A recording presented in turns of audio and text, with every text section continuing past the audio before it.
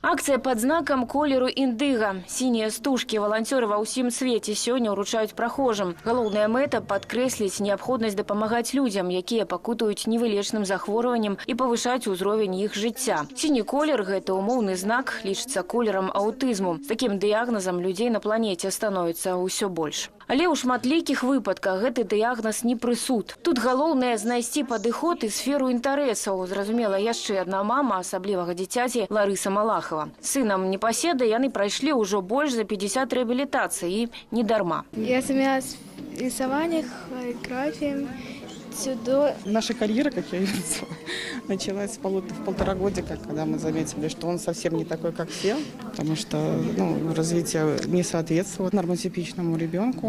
Он не отзывался на имя, не смутил глаза, не интересовали игрушки. Методики все используют: томатисы, баки, микрополяризация, ипотерапия, клоунотерапия, собакотерапия. Самое главное – это, наверное, социализация. Не бояться осуждения, не бояться выходить с ним. Вот. На выставе ў дзіцячай рэабілітацыйнай бальніцы мастацкія работы пацыентаў. На сцэне маленькае свята. Вось так, праз творчасць дзеці перамагаюць дыягназ. Галоўны метад лячэння – сацыялізацыя і развіццё творчых накірункаў.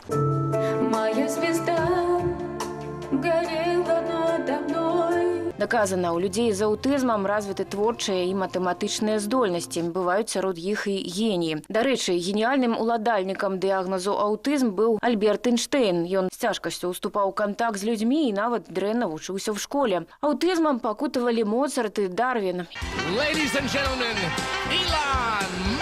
Ілон Маск не так даўно прызнаўся, што ў яго сіндром Аспергера. Гэта расстройства аўтыстычнага спектру, у носьбітаў якога бываюць цяжкасці са зносінамі сацыялізацыі. Але тут ёсць і плюсы. Унікальная памяць, увага і здольнасці да аналітыкі. І яны твораць цуды. Знакамітыя геніі з няпростым дыягназам гэта даказалі. Так што людзям з дыягназам ці без яго самае галоўнае – знайсці сябе.